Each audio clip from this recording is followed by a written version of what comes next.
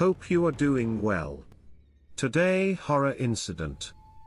I'm glad to see some of you were interested in my stories. I'm back with another one tonight. After I was in Nevada for the first time, I headed up the west coast to Washington State. It was beautiful there, the mountains were simply breathtaking.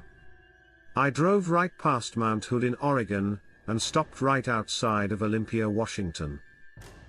It was a rather quick trip, but I've always wanted to go back there. After my stop in Washington, I went south to Oregon, and then straight east through Montana to Wisconsin. I usually don't get a lot of cross-country trips like that, but when I do I really enjoy them. It's nice to drive for days at a time and just see the sights. On my way to Montana, I drove over the western side through Bozeman, right over the mountains. It was getting late in the evening as I crested the final mountain in the Rockies, the sunset casting a pink and orange glow over the western sky. If I can help it, I never like to drive at night, but sometimes you just have to in this line of work. I started looking for a place to pull over and sleep for the night. I rounded a bend and saw a small rest area with a large gravel lot and a restroom. Perfect, I thought to myself. I slowed my truck, put my blinker on, and pulled over, parking close to the small bathrooms. There were no other vehicles here, and very little traffic on the road. It was almost dark outside, the last rays of sunlight pouring through my windshield. I was getting myself settled in and ready for bed when I suddenly heard a knocking on my door. This was highly unusual. I've had people knock on my door before, but that was usually if I was parked not so legally at a truck stop, blocking someone or otherwise in the way. But I clearly saw that there was no one else here with me. I should have been alone. I was in the back sleeper berth part of the truck, so I didn't see who was at the door. I was hesitant to answer it. I stepped up front and sat in the driver's seat, grabbing my pocket knife just in case. It was dark in the cab, so whoever was out there, they couldn't see what I was doing. I rolled the window down just enough to see them, but not all the way. "Yes," I said nervously. The person standing on the ground beside my truck was tall, maybe a little too tall. He looked more or less like a normal man. He was wearing a black and red button-up flannel shirt and blue jeans with brown boots. He just looked like a hitchhiker. He looked up at me with a seriously creepy smile, and I instantly regretted rolling down my window. "Evening, Mom," he started. "My truck broke down a few miles from here and I was wondering if you couldn't give me a ride into town." He didn't stop smiling the whole time he spoke. It was really unnerving. His teeth looked sharper than a human's should be. I replied, "Sorry, that's against company policy." That wasn't a lie, it was, but there was no way I was letting this guy into my truck. "I don't need to go far," said the creepy dude, still smiling way too wide for his face. "There's a small town a few miles away." "No, sorry, I am not comfortable doing that." "But good luck," I stammered, and rolled the window up, triple-checking that my doors were locked. As an added measure, I looped the seat belts through the door handles and buckled them, a trick I learned from my trainer. The man turned and walked away, and I watched him go, expecting to see him walking back down the road. He didn't. He stepped over the small barbed wire fence that separated the mountainous terrain from the small parking lot, and walked off into the woods. I noticed something that I didn't before, when he was standing close to my truck. There was something wrong with him that I couldn't place immediately. It looked like his legs bent in two places instead of just one. That made my stomach churn.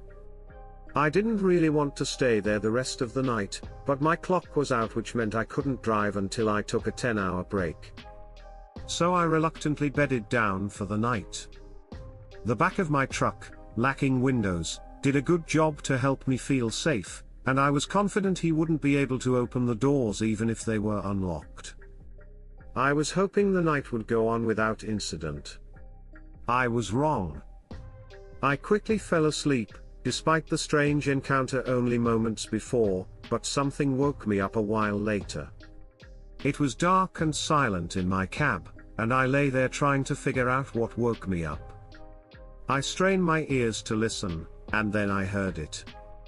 A gentle tapping noise, like nails on glass. I instantly knew it was coming from up front, but I was too scared to move. I had a bad feeling it was that strange man from before. Why would he be tapping on my window? It's okay, I tried to tell myself, he can't get in, the doors are locked and secured. Good thing I did, because just a moment later I heard a loud banging on the door. It was deafening, I couldn't believe the glass didn't crack under the pressure. It jolted me to high alert and I felt my heart pounding in my chest. I didn't know what to do. I was in the middle of nowhere, I had no idea how long police would take to respond out here.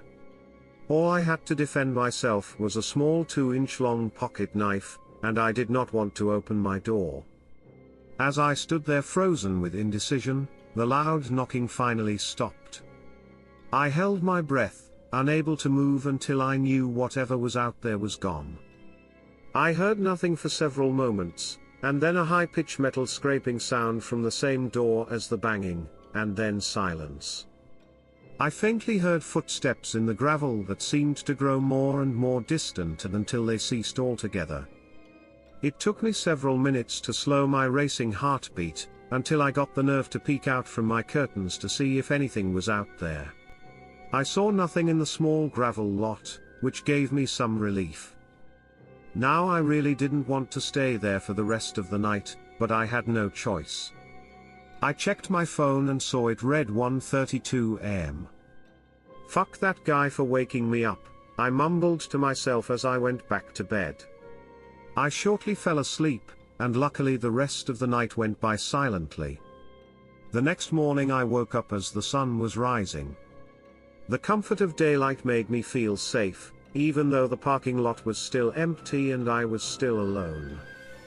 When I stepped out of my truck, staring at the oddly shaped footprints in the pebbles, I turned to look at my door.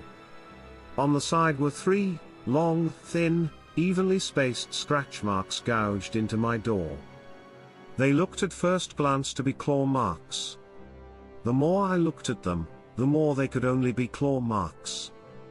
I got the fuck out of there as fast as I could, and I try really hard never to go through that area of Montana again. This experience freaked me out a lot, there were so many things wrong about that guy who talked to me. If he needed help, why did he walk off into the woods? What was wrong with his legs? Thanks for listening everyone, I appreciate all the comments and support. I'll be back to tell more of my stories later. It's my advice to everybody, please stay away from any abandoned place, scary games. Always inquire about the house before move-in. Keep yourself and others safe from any type of scary activity. Thanks for watching, please like, share and subscribe.